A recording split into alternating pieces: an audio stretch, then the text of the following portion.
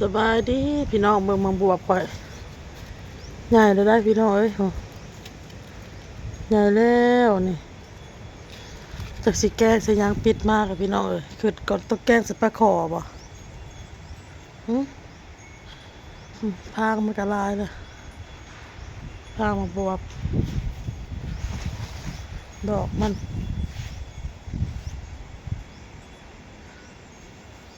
กำลังเป็นหมากกระลายลายพี่น้องกำลังสิเป็นหมากอินเทอร์เน็ตก็ล่มอีกแล้วบ่ได้อีกแล้วจะเป็นหยังพี่น้องเอ้ยสัญญาณนี่ก็ยาก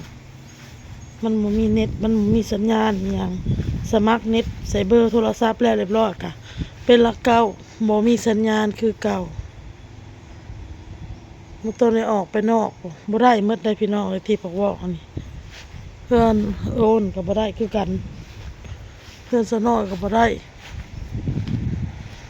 น้องออโต้ก็นอนพี่น้องเอ้ยรับแล้วถึกแม่ตีมือเฮ็ดสะอ้ายแล้วแม่ตีพี่น้องเอ้ย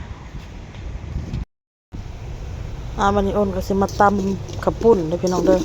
ตำข้าวปุ้นใส่ปูม่าซื้อมื้อนั้นละ3 โตพี่น้องหมูฟองแท้ฟองว่าตำเลยให้สุลูกกินน้ำพี่น้องเอ้ยถ้าเรากินดิบพะลูกจะบ่ได้กินน้ำลวกต้มให้มันสุกพอซ้ำนี่ก็คือสิได้แล้วคือสิสุกแล้วล่ะพี่น้องคนก็สินึ่งข้าวเลยมันกระทินก็เริ่มมันนั่นแหละพี่น้องเริ่มมาแหล่เขาเริ่มดำเขาเลยใส่ตู้เย็นเมี่ยนเครื่องสิตำข้าวปุ้นพี่น้องสิตำสิปูม่าเลยพี่น้องเด้อต้มกระปูแล้วพี่น้องว่าสินึ่งข้าวเพราะว่าพวกหวดซอดไปแล่นไปซื้อหวดก็ข้างหวดม.1ไว้น้อยนอนพี่น้องหายเสียงว่าคิดว่าเท่าบอนอยู่น้ำสิแท้บ่ได้อยู่ไปแล่นว่าวมันตื่นเล่นไรนอนอยู่ในลูกมันอุ่นพี่น้องอยู่ในห้องนะอยู่นอกหน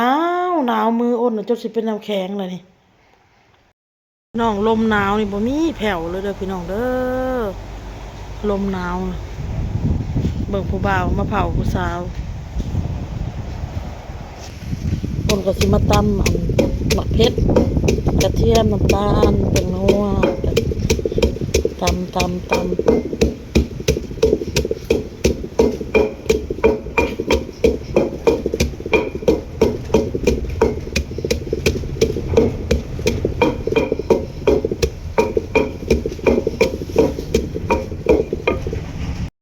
สบายดีป้าลูกสบายดีพี่น้องมาหมดความเผาลูกมานั่งลูกมานั่งความเผากับซีนไก่เหมือนป่านั่งไม่ดีลูกมาจอกดินนั่งมาแน่คนนอนอยู่ตำปูหน่อยมันเอาไปอยากเห็นกันกล่องหนาไม่มีแหละข้าวโลกแล้วจะกินลูกกินข้าวก่อนน้องสาวเอากินข้าวก่อนจ้าแม่บอกแกกินข้าวก่อนแต่ขอบใจเลยอันตุ้ยคนละลายพี่น้องเลยอ้นออกไปซื้อหวดก็เลยไปพ่ออันตุ้ย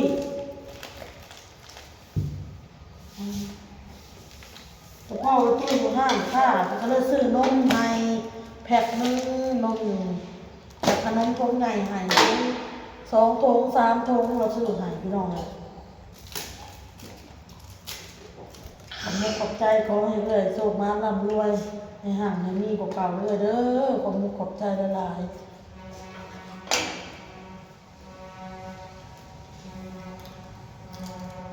เอากินข้าวมั้ง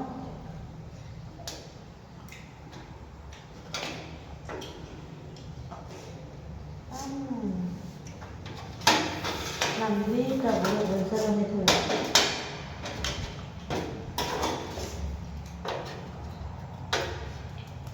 จับออกลูกจับออกกับกระถางลูกทำตู้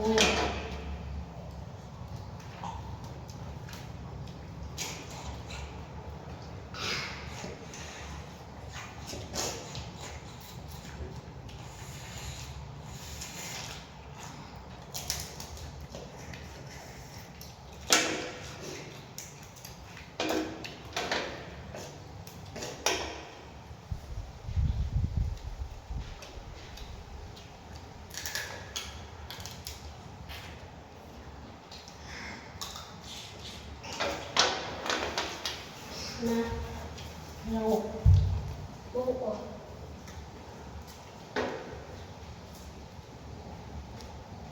ที่กลัวหมูใส่ผักเนาะกินแรง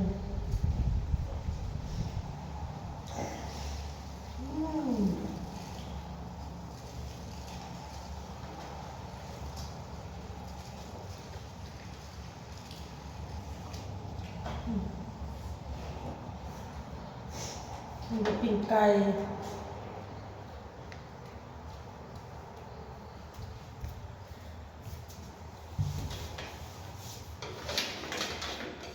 ครับมาลูกทับอันนี้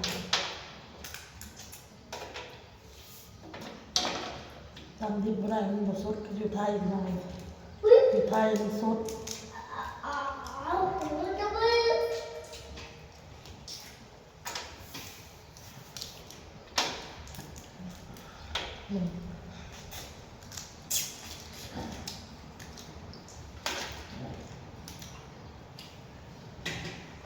กินเหล็กอ่ะ นะมันเรียกวิ่งก็วิ่งวิ่งเดี๋ยวนะ อืม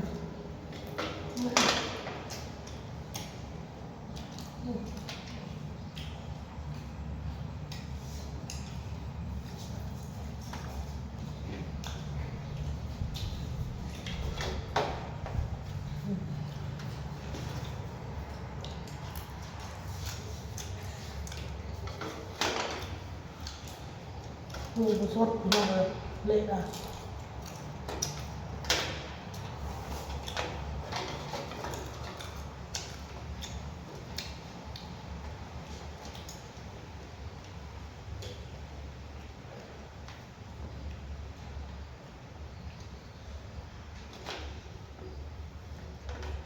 นี่ละค่ะลูกโคมหมูเต็มหน้าอกหน่อย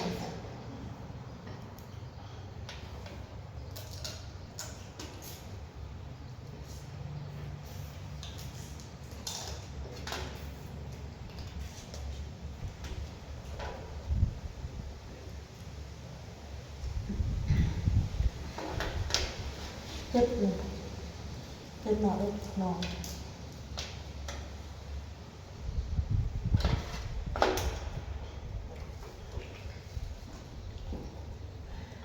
เป็นอากาศหนาวเจ็บปอนหน้าคุณลูกเลย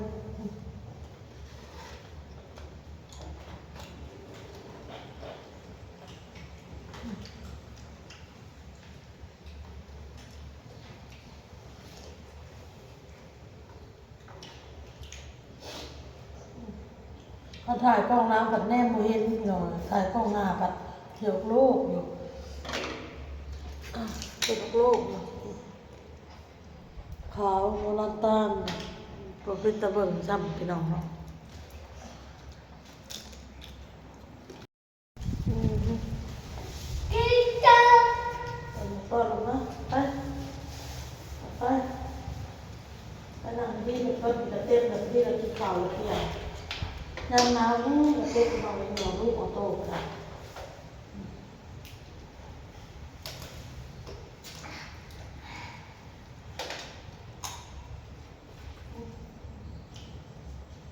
ที่ร่มมันจะดีแล้วข้าว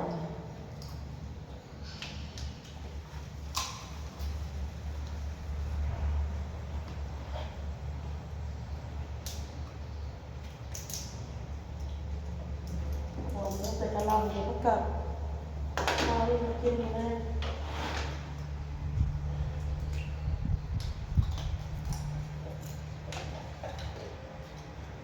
เนาะ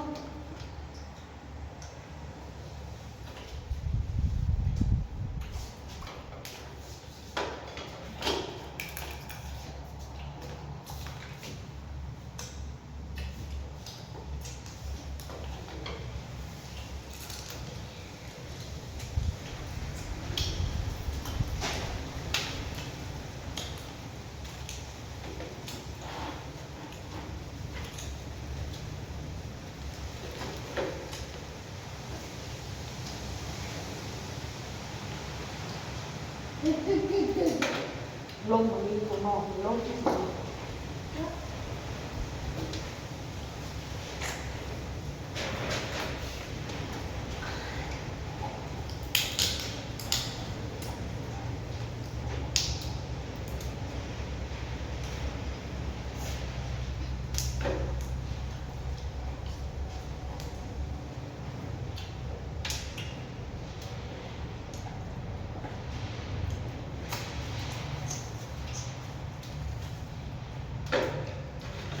ห่วงมันมีห่วงตักที่ลูก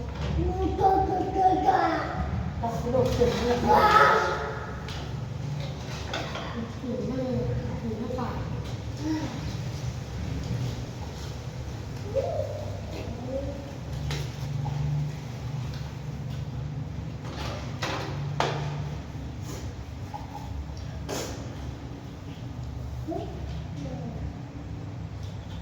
เขาลูก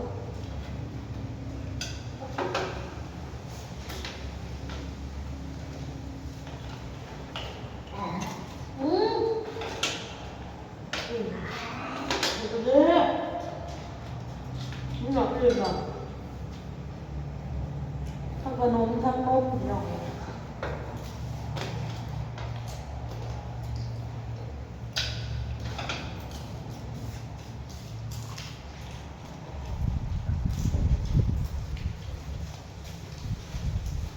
นี่อุ่นไปเลยนะตัวหมูใส่พักแล้วยกมาบดเต้มากเลยกินอะไรแบบนั้นกินแล้วกับหนึ่งเขาเนี่ย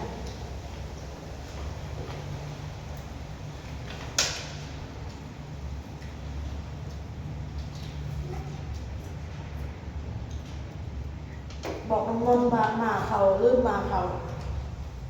คือหนึ่งเขาไปลืมก็จะเป็นเขาใหม่หน่อยมาประมาณ30 นาทีเป็นหนึ่งได้